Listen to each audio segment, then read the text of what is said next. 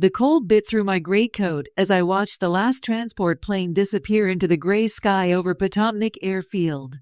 Behind me, the ruins of Stalingrad stretched out like a graveyard of concrete and steel. In the distance, the Volga River flowed silently, its waters already beginning to freeze. Around me, men huddled in foxholes, their faces gaunt, their eyes hollow.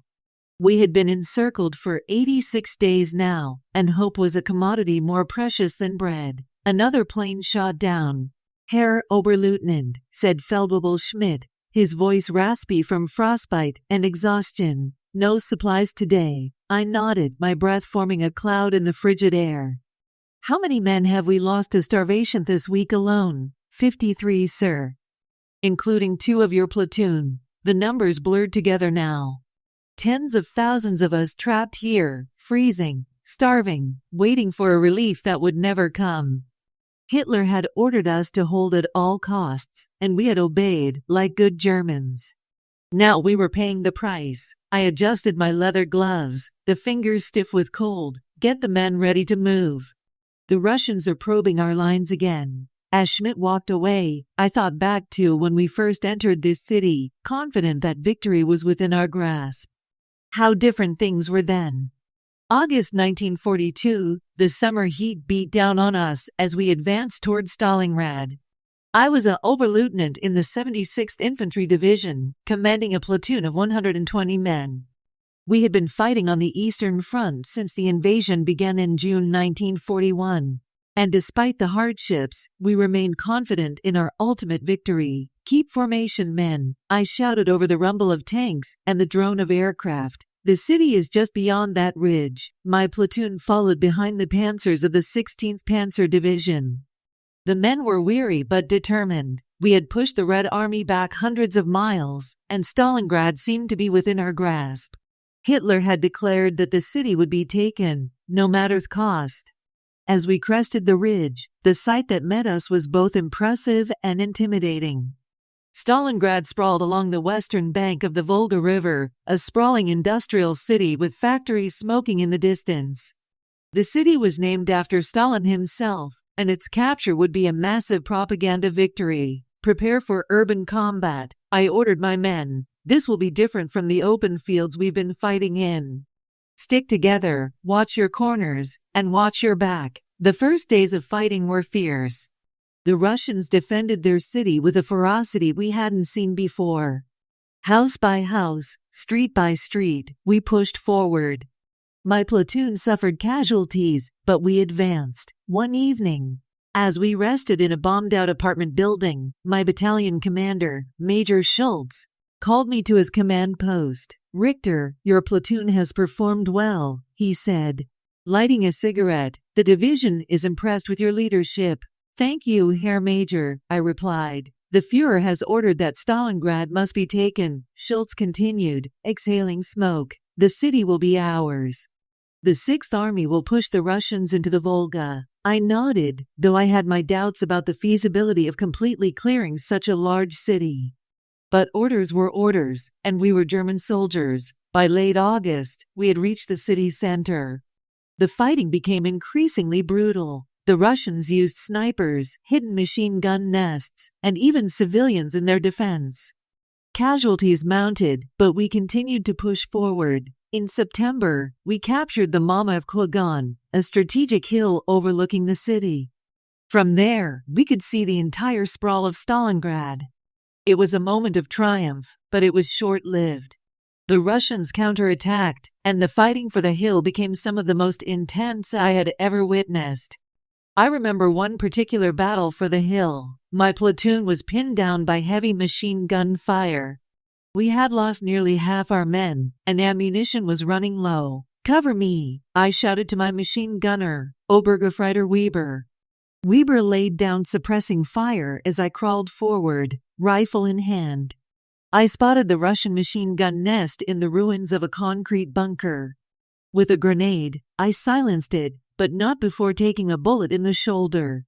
The wound was painful, but not serious. As my medic treated it, I watched as my men pushed forward, taking the hill at last. We had captured Mamaev Kurgan, but the cost had been high. Of my original 120 men, only 47 remained.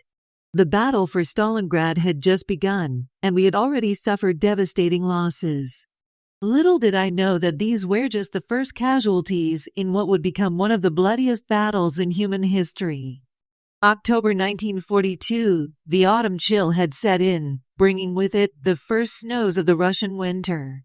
The fighting in Stalingrad had reached a fever pitch. We had captured most of the city, but the Russians still held pockets of resistance, particularly in the factory district along the river. My platoon was now reduced to just 32 men. We were exhausted, hungry, and running low on supplies. But we continued to fight, street by street, building by building. The urban warfare was unlike anything I had experienced before. The Russians had turned the city into a fortress, with snipers in every window, machine gun nests in every basement, and booby traps in every building. We had adapted our tactics, using flamethrowers to clear buildings, grenades to flush out snipers, and bayonets for close-quarters combat. I remember one particular firefight in the Red October factory. The Russians had barricaded themselves inside, and we were ordered to clear them out. My platoon advanced cautiously, room by room, floor by floor. Suddenly, a burst of machine gun fire erupted from above. Several of my men fell, including my best sergeant, Oberfeldwebel Müller. "Medic," I shouted, returning fire. As we advanced, the fighting became increasingly desperate. The Russians fought with a ferocity that bordered on fanaticism. They were defending their homeland, their city, their very existence.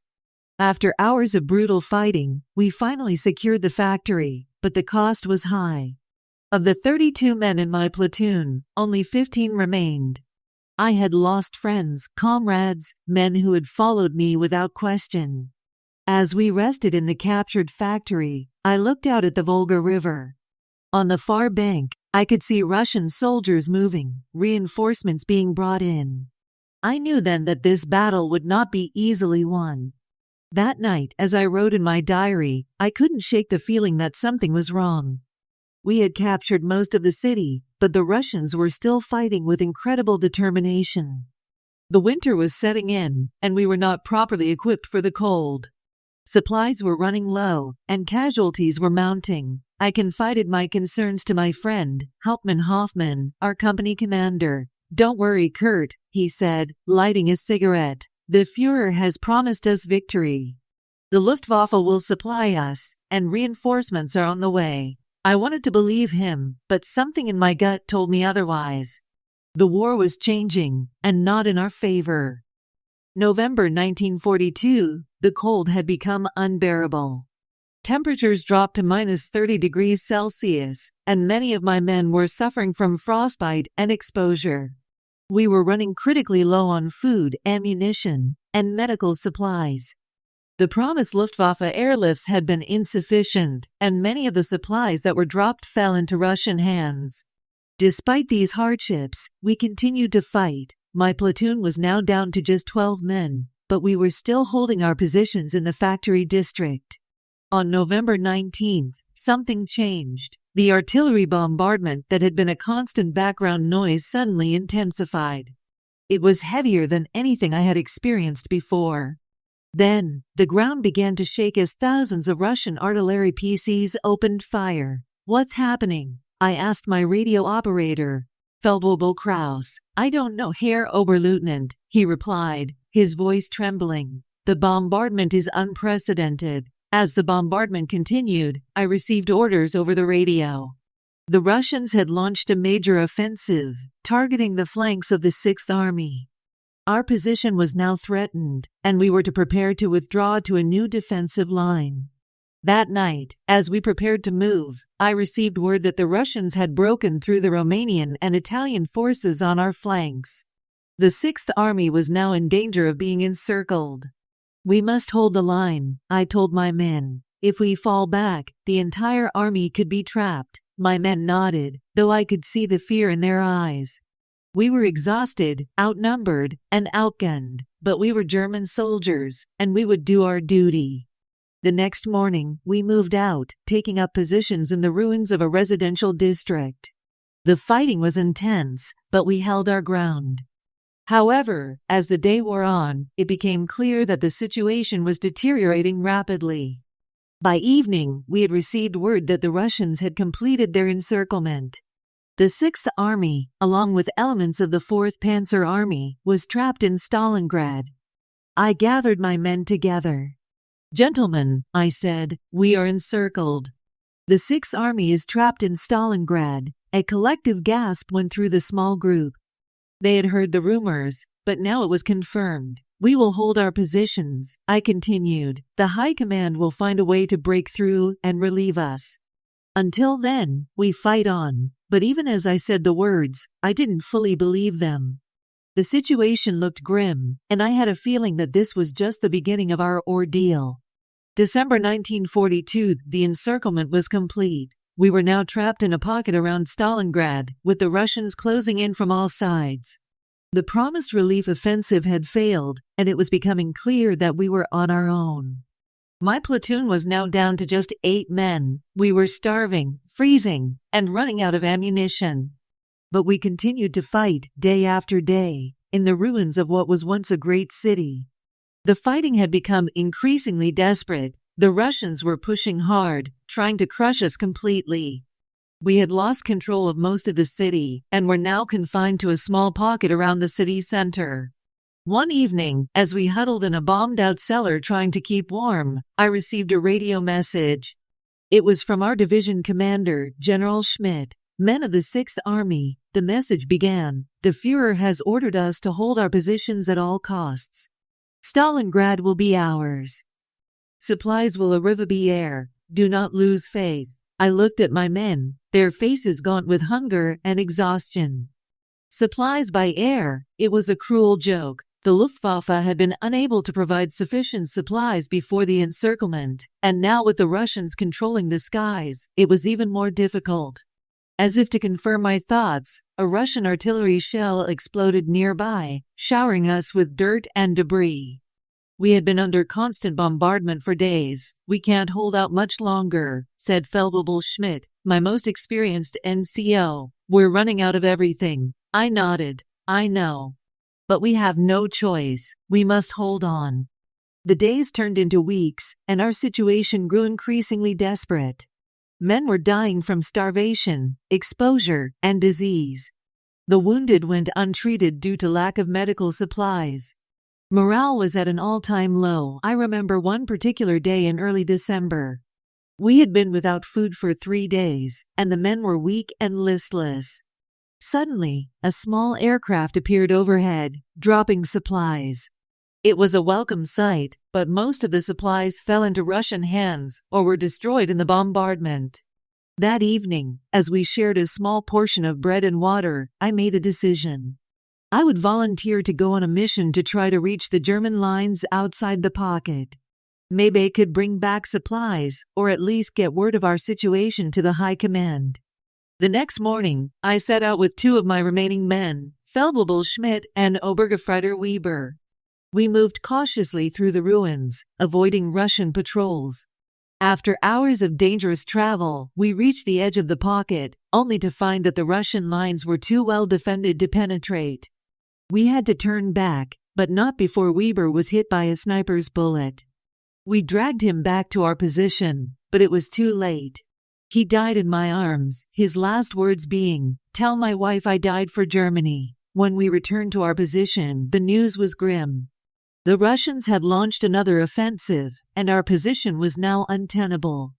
We had to fall back to the city center, taking up positions in the ruins of the central railway station.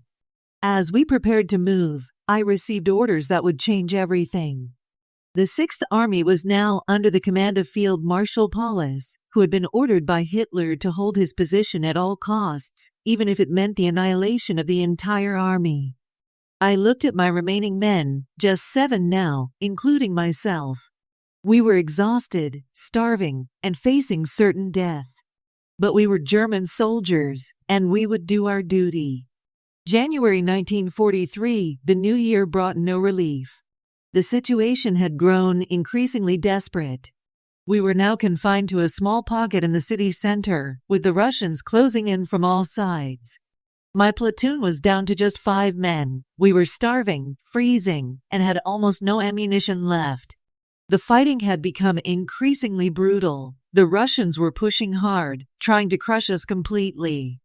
We had lost control of most of the city, and were now fighting for every building, every room, every corner. I remember one particular battle for the ruins of the gum department store.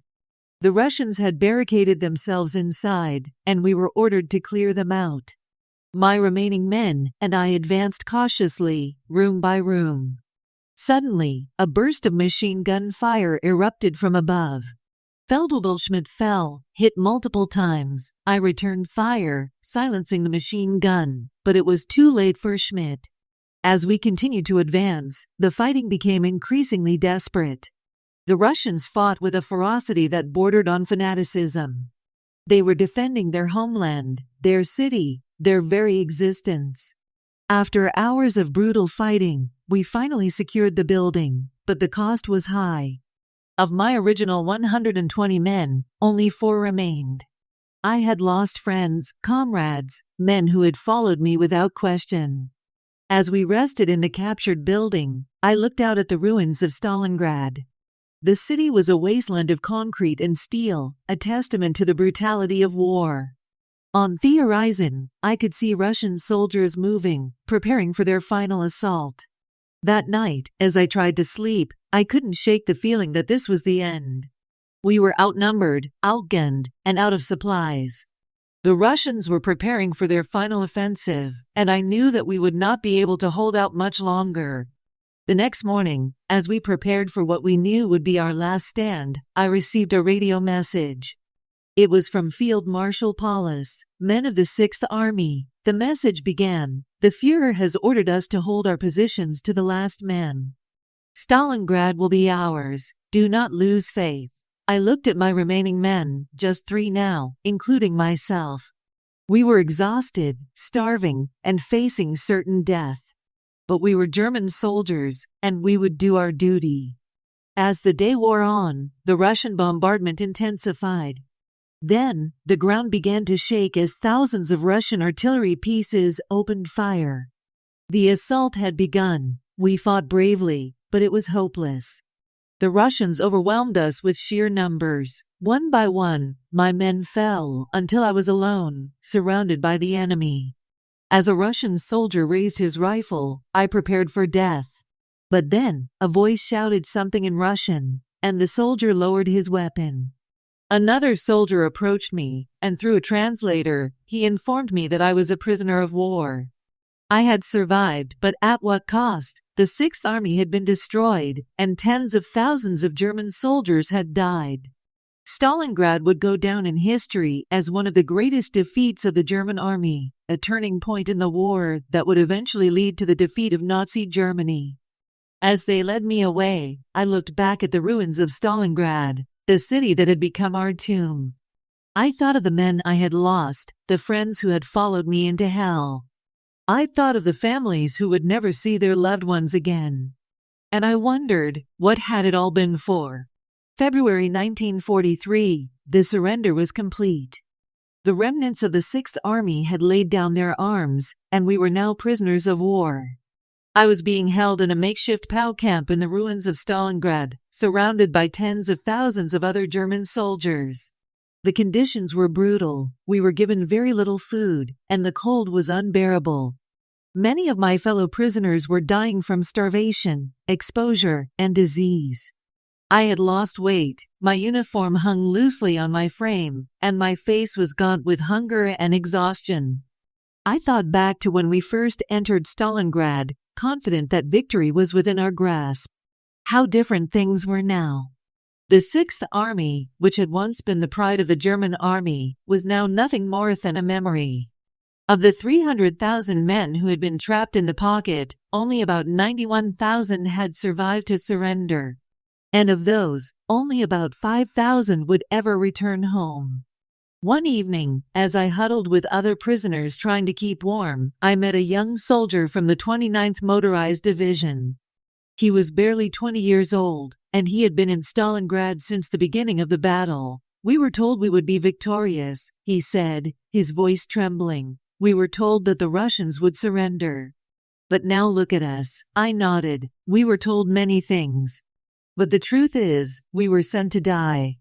The young soldier looked at me, his eyes filled with despair. What will happen to us now? I didn't have an answer. I didn't know what the future held for us, for Germany, or for the war. All I knew was that something had changed on the Eastern Front. The tide had turned, and it was no longer in our favor. As I lay down to try to sleep, I thought about the men I had lost, the friends who had followed me into hell. I thought about the families who would never see their loved ones again. And I wondered, what had it all been for? The answer, I realized, was nothing. We had fought and died for a cause that was now lost. We had been betrayed by our leaders, who had sent us to certain death. And no, we would pay the price, but as I closed my eyes, I couldn't help but think of the men who had survived, who would return to Germany and tell the truth about what had happened in Stalingrad. Maybe, just maybe, their stories would prevent others from making the same mistakes. And maybe, just maybe, that would be our legacy, not the glory of victory, but the tragedy of defeat, and the lessons that could be learned from it. I spent the next few years as a prisoner of war in the Soviet Union. It was a harsh existence, but I survived. In 1955, I was finally released and returned to Germany. When I arrived home, I found a country that had been destroyed by the war. Cities lay in ruins, millions were dead, and the economy was in shambles. But there was also a sense of renewal, of hope for the future. I eventually settled in a small town in Bavaria, where I got married, had children, and tried to build a new life. But I never forgot Stalingrad. I never forgot the men I had lost, the friends who had followed me into hell. I never forgot the cost of war. Over the years, I have often been asked to speak about my experiences in Stalingrad. When I do, I tell the truth, not the propaganda that we were fed, but the harsh reality of what happened. I tell about the brutal fighting, the starvation, the cold, and the suffering. I tell about the men who died, and those who survived. And I tell about the turning point. Stalingrad was not just a battle, it was the beginning of the end for Nazi Germany. It was where the myth of invincibility was shattered, where the tide of the war turned against us. It was where we realized that we had been fighting for a lost cause. As I look back on my life, I often wonder what would have happened if we had never invaded the Soviet Union, if we had never fought in Stalingrad. But those are questions that can never be answered.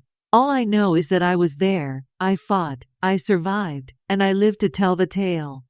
And in the end, that is my legacy, not as a soldier who fought for a lost cause, but as a witness to the tragedy of war, and a reminder of the cost of hubris. Stalingrad changed me, it changed Germany, it changed the world. And for that, it will never be forgotten.